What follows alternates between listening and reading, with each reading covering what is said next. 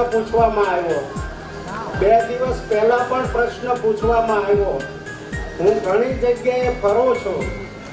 કાલે મને પ્રશ્ન પૂછો, આજે પણ પ્રશ્ન પૂછો. મને એવો પ્રશ્ન પૂછો કે તમે કોના સાધુ છો? મેં એને કીધું કે હું કોઈ મઠનો સાધુ નથી, હું કોઈ મંદિરનો સાધુ નથી, હું કોઈ મસ્જિદનો સાધુ નથી, હું કોઈ સંસ્થાનો સાધુ નથી, હું કોઈ સંપ્રદાયનો સાધુ નથી, હું કેવળ ઠાકોર સમાજનો સાધુ છું.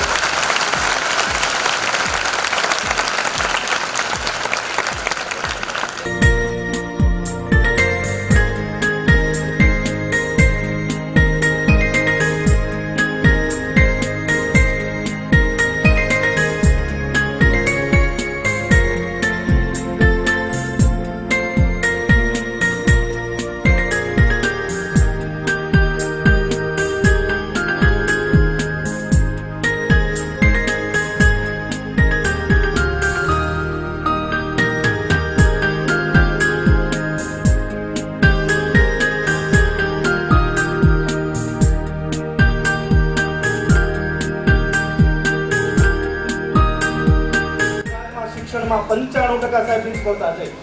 5% આપણે કહી શકાય છે પોતાની તાકાતથી આગળ વધેલા કે આ ડિગ્રીને હાથ પગ કે દિમાગ ન હોય, કામ વ્યક્તિને જ કરવું પડે. હાથ પગ કે દિમાગ ન હોય, કામ વ્યક્તિને જ કરવું પડે. બાળકને માત્ર ભણતરનો કીડો નહીં બનાવતા, ભણતરની સાથે ગણતર આપવું ખૂબ જરૂરી થઈ ગયું છે. પહેલા કોઠા શું કહેતા હતા, ત્યાર પછી જનરલ નોલેજ આવ્યું, હવે સ્કિલ ડેવલપમેન્ટની વાતો થઈ રહી છે. ત્યારે બાળક પાસે ડિગ્રી હોવા છતાં 2020 પછી લખવું હોય તો લખી શકો, રેકોર્ડ કરવું હોય તો કરી શકો. 2020 પછી ભારતમાં સત્તા ઉપર આવી ગઈ છે. આપણે બધા જ વાતો કરીએ, આવે કે ન આવે ખબર નહીં, પણ 2020 પછી આપણું ને તમારું બધાનું બાળક MBA, BBA, BCA કોઈ પણ ડિગ્રી ધારણ કરીને આવશે ને, એને કોઈ લાઈનમાં એવું રહેવા દેવા નથી. આ મારે તમે લખો એટલે કીધો. એનો મતલબ એમ નથી કે તમારે ભણાવવું ન જોઈએ, ડિગ્રી ધારણ કરીને ભણાવો, ખૂબ આગળ વધારો, ડિગ્રી ધારણ કરો, પણ ભણતરની સાથે ગણતર આપવું ખૂબ જરૂરી થઈ ગયું છે, નહીંતર જીવન ચાલશે નહીં.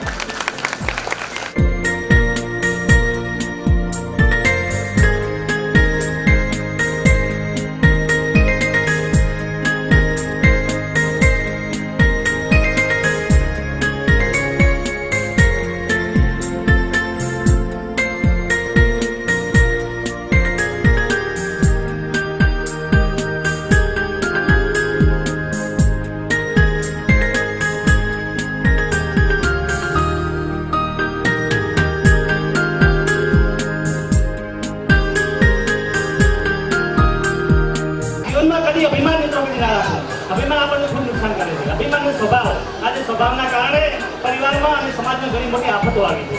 અભિમાનનો તો ગંગાનો રાજા રાવણ પણ ખોવાઈ ગયો છે. આપણે ઘણી વાર નથી કહેતા વાતમાં કે મારી તાકાતની તમને ખબર નથી. આ તાકાત છે શું હકીકતમાં? હકીકતમાં યુવાનો, આગેવાનો જો કોઈકનું ખરાબ કરવું હોય ને તો જ તાકાતની જરૂર પડશે. બાકી તો દુનિયામાં બધું જ પ્રેમ પામવા માટે પ્રેમ જ કાફી છે. પ્રેમ જેવી જગતમાં કોઈ તાકાત નથી. મારી તાકાતની તમને ખબર નથી. હું ના હોઉં તો મારા સિવાય કોઈ કામ શક્ય જ નથી. મારા સિવાય સમાજમાં કયું શક્ય જ નથી. પણ એ મૂર્ખ માનવી આવું બોલવા વાળાથી આજે પણ ડગલાબંધ કબ્રસ્તાનો ભરેલા પડ્યા છે.